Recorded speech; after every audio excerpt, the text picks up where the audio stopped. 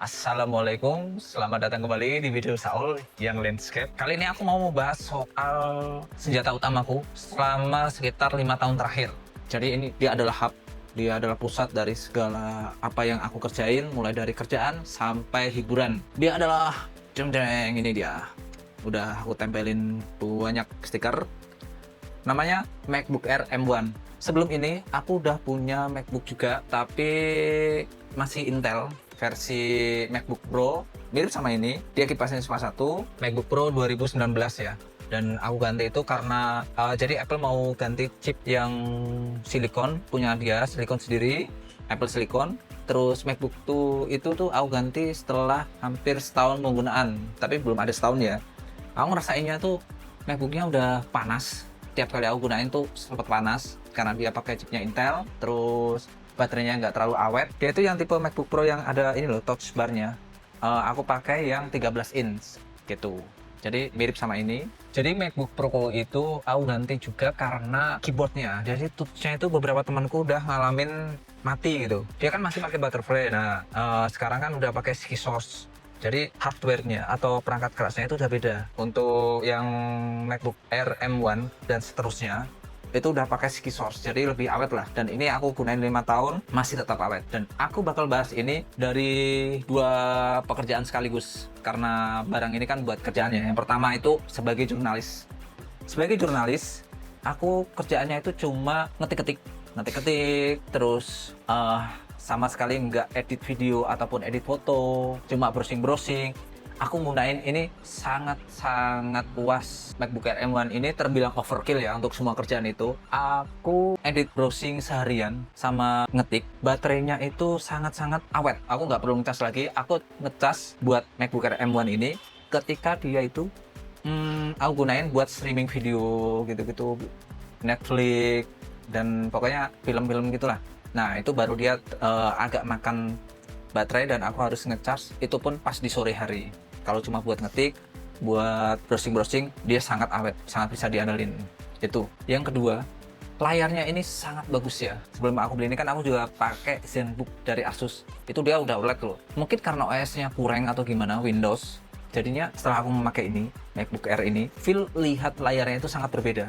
Jadi ini juga udah P3 DCI P3, jadi colornya itu sangat luas, walaupun aku nggak bisa memaksimalkan karena aku punya buta warna parsial. Aku bisa melihat warna tapi nggak, spektrumnya itu nggak terlalu luas kayak gitu. Tapi aku bisa bandingin kalau laptop Windows itu nggak sejernih dari MacBook ini. Apalagi kalau kita gunain di luar ya, MacBook ini tuh cukup bagus layarnya. Layarnya itu bisa sangat-sangat memanjakan lah, masih tajam, masih berwarna, masih oke buat melihat video ataupun buat ngetik-ketik, itu masih bisa. Tapi kalau udah terlalu cerah, dia tetap kewalahan sih, sama aja. Ya kita harus berkompromi lah untuk itu. Dan kalau dibandingin lagi antara MacBook Air M1 ku ini sama yang masih berchip Intel yang 2019, kalau digunain di luar, itu yang chip Intel tuh cepet banget panasnya.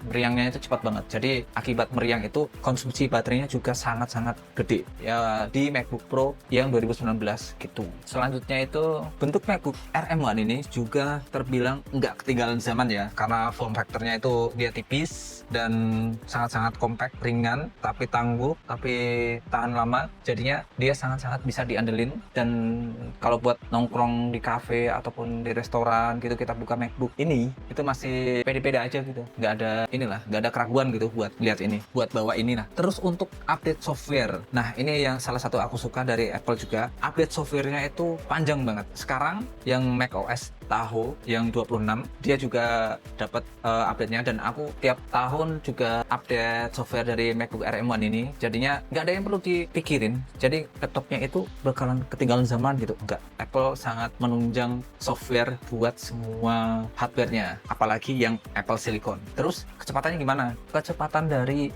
macOS ini di hardware yang lama, dia masih sangat bisa diandelin. Jadi nggak ada lemot-lemotnya sama sekali. Ya ada lemotnya, tapi ketika kalian itu membuka begitu banyak tab, ataupun aplikasi yang besar bersamaan, misal kayak buka CapCut, terus streamingnya banyak, maksudnya kalian masukin banyak file, kayak gitu. Nah, dia baru agak kewalahan, dia agak-agak nge-lag gitu, kayak gitu. Apalagi kalau Chrome ya, buka, misal kalian buka detikcom 5 tab aja di MacBook Air M1 yang kayak punya aku ini, yang 8 GB RAM-nya, pasti dia bakal kewalahan. Yang terakhir yang aku sorot, harganya di 2025 ini, setelah 5 tahun, harganya itu udah berkurang separuh. Dulu aku beli itu sekitar 15-17 mungkin ya. Nah, sekarang udah turun harganya itu sekitar 10 juta, 10 jutaan.